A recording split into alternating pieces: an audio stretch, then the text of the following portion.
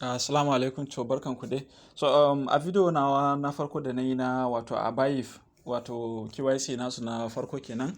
Na dan yi wani tuntuɓen harshe wadda nake cewa Avive kamar something mutane za su ɗauka yana cewa Ice. Daga cikin subscribers na wato jama'a mu an samu mutum wadda na Allah masa albarka ya zo ya biyo ni ya min magana ya min comment na wato ainihin tuntuɓen harshen da na samu nan. Wadda hakan shi ya nuna min cewa lalle kuna bibiye da dukkan wasu abubuwa da nake kuma ina jin daɗin hakan. Na gode da supporting da kuma taimako na ko baki ɗaya. Ya gyara min na tuntuɓen harshen da na yi. To abin da nake nufi shine yana nufin Avive ba ina nufin Ice ba, saboda akwai mind da ake yi na Ice, to ba Ice nake nufi ba, ina nufin Avive. So wancan bidiyo din mun yi yadda KYC nasu na farko yake, to wannan kuma za mu yi bidiyon su na KYC na biyu. Kamar yadda na faɗa muku cewa abun nasun ya matso kusa, da haka mutane a yi kokari da Allah a je a yi wannan KYC na farko da na biyun, saboda mutum shi kowa ya samu shiga cikin wanda za a sake musu wannan coins na 30% ɗin da ake sakewa kenan. So shi wannan video din shi ne wanda za mu nuna mutane na Avive KYC Phase Two. Gashi na rubuce a nan wurin, kamar yadda na faɗa muku mutum yana shiga cikin app nashi a nan ɗin nan zai dinga lura da shi. Na farkon zai ga 1, wannan kuma na biyu. To yanzu mun tashi tunda mun yi na farko a wancan bidiyo din, yanzu na biyu za mu yi. Mun zo mutum sai ya danna kan nan, yana dannawa zai kai shi pagin inda zai yi KYC na Avive KYC Phase Two. So mutum ya zo sai ya danna nan wurin share and apply din nan. Kana danna share din nan zai dauke ka sai ya kai ka cikin Twitter na Twitter handle naka, kamar yadda muka bidiyo wancan na farkon. Zai kai ka wurin sai ka danna posting. Bayan ka yi posting akan Twitter naka sai ka ƙara dawowa wannan page din, wanda in ka dawo page nan ka ƙara danna wannan wurin apply din. Wannan wurin share to apply din zai canza, zai zo kuma apply ne bayan ka yi sharing a Twitter kenan.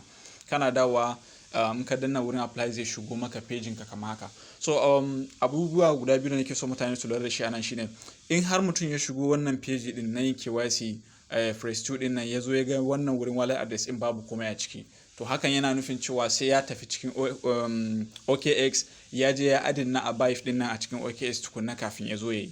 In kuma mutum ya shigo ya samu sun saka masa wallet address kai tsaye, to abinda mutum zai yi kawai shine zai zo shi sai ya choosing wannan OKX UID. Kar mutum ya choosing wallet din nan, OKX UID. Sannan a ƙasa nan in ka duba za ka ga KYC ka na farko wadda ka yi, gashi nan wannan UID namu da muka ɗauko na wato ainihin OKX namu, gashi nan sun kawo mana shi a nan wurin. Da haka kar mutum ya choosing wallet, ya choosing wannan.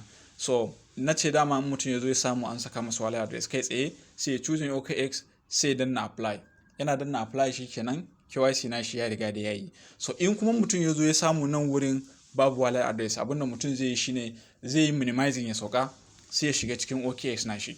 So kafin ka je wurin OKX naka, wannan dalilin da yasa na screenshot din wannan wallet wannan contract address shi ake sakawa wurin adin na Avive a cikin OKX. To mutum sai ya tabbatar da yayi copy wannan abin daidai yadda ya ganshi a nan wurin zuwa wannan number na 4 din nan, daga wannan 0 din nan ya fara tai ya zo har zuwa wannan number 4, shi mutum zai yi copy, sai nemi takarda ya rubuta. Bayan mutum ya yi rubuta a takarda sai ya tafi zuwa cikin OKX na shiga shi nan. Mun shigo cikin OKX, muna shigowa abinda za mu yi shine sai mu danna kan bangaren wannan wallet din, ba wurin exchanger ba, wurin wallet na. To in mutum ya bude, in har dama mutum yana da account da wallet din, to kai tsaye zai kai shi cikin coins ne kawai inda zai je ya adin. In kuma baka da shi, sai ka bude account da shi wallet din a cikin OKX din, sai ka bude account da shi wannan wallet din. Kana bude account nashi mai sauki ne, za su baka option ne guda 3, sai mutum sai ya choosing wanda ake budewa da passphrase.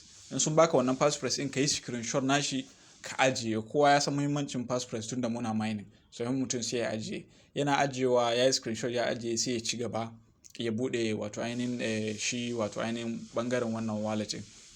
Kana budewa abinda za ka yi shine zai baka passphrase naka kamar haka, sai ka dauke su ka ajiye su. Mutum ya dauki passphrase kamar haka ya ajiye, bayan ya gama ajiyewa zai bude masa wallet nashi. So bayan ya bude maka wallet naka, so abinda za ka yi a nan wurin shine mutum zai zo ya danna wannan wurin search ne nan. Mutum yana danna search a nan wurin, abinda zai yi shine sai ya wato ainihin zai kawo masa coins kamar haka. So a nan wurin coins abinda mutum zai yi kawai abu ɗaya ne, zai yi searching a nan wurin, ya searching ya saka wannan Avive din. In ya saka Avive ba su kawo masa ba, to hakan yana nufin cewa dole sai ya yi adin na Avive a cikin OKX nashi. In kuma sun kawo maka, shikenan. In ba su kawo maka ba kuma sai ka danna wannan wurin manage crypto din nan. Mutum yana danna manage crypto zai kawo ka page na biyu. To a page na biyu na abin da mutum zai yi shine sai ya zo da wannan custom crypto din nan. Mutum yana dannawa zai bude maka. In ya bude maka sai ka zo sai ka danna wannan wurin Bitcoin. Mutum ya danna wannan wurin Bitcoin din yana budewa sai ka zo ka sai mutum sai ya choosing wannan mutane su lura da kyau, wannan din nan wannan shi mutum zai choose na wurin. Mutum in ya danna shi gashi nan na farko dama na ce muku in mutum ya danna nan wurin sai ya zo ya buɗo masa adadin coins ɗin da yake ciki sai mutum sai ya danna wannan mutum. A lura da kyau kar a je a saka wani network ɗin da ba shi ba, sai a ɗaura wannan network ɗin. Ana ɗaurawa so abinda za ka yi a nan wurin ga network naka nan ka ɗaura. To wannan contract address da na ce mutane su yi copy wannan nuna a farkon bidiyo ɗin shine mutane za su ɗauka gashi nan a nan wurin sai su paste na su saka shi nan. Kana pasting a nan wurin wannan su da kansu za su cikata maka wannan Avive din da kuma wannan 18 din su da kansu za su cikata maka, sannan nan wurin mutum zai ga yayi fari sai mutum sai ya danna confirm. Mutum yana danna confirm sai ya wato ainihin zai nuna maka account naka ya riga da ya budu. To bayan account naka ya riga da ya budu sai ka zo ka sai ka yi search na wato ainihin Avive naka. To gashi nan a nan wurin mun riga da mun yi adin nashi a OKX. Abin da ya saura sai mu danna kan shi. Muna dannawa zai bude. To ga dama wallet address da muke nema wanda zamu je mu yi KYC na phase 2 namu da shi. So gashi nan sai mu danna nan mu yi copy. Yanzu mun riga da mun yi adin na shi wato ainihin Avive a cikin OKX. Mun yi copy na wallet address na. Abin da ya saura shine sai mu koma cikin KYC namu. So ga mun dawo sai mu zo sai mu ƙara dannawa nan wurin KYC phase 2 din nan sai mu ƙara shiga mu zo mu nan wurin mu ƙara dannawa share and apply din nan. In ya bude mana sai mu zo mu sai mu saka wannan wallet address da muka dauko a cikin OKX.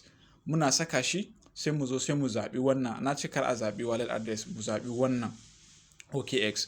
Mun zabi OKX namu shine sai mu zo sai mu duba cewa shi wannan wato ainihin UID din da muka dauko na OKX din daidai yake daidai ne, sannan mun saka wallet address namu sai mu zo sai mu danna apply. Na faɗa wa mutane cewa wannan long process ga wadda suka shigo nan wurin suka samu ba a saka musu wallet address bane. In ka zo an saka maka wallet address ba ruwanka da sai ka yi wannan dogon procedure din. In kuma ya zamto ba a saka maka ba dole sai ka bi tukuna, in ba haka ba wurin ba zai wuce ba. Bayan mun saka sai mu danna apply. Muna danna apply gashi nan mun riga da mun saka nan ya nuna mana green sai mu danna apply. Muna danna apply abinda zai yi shine zai kawo mana gashi nan ya ce mana share to Twitter sai mu danna sai mu sharing wannan bayanin kamar yadda muka yi posting a bidiyon farko. Sai mu yi posting wannan bayanai din.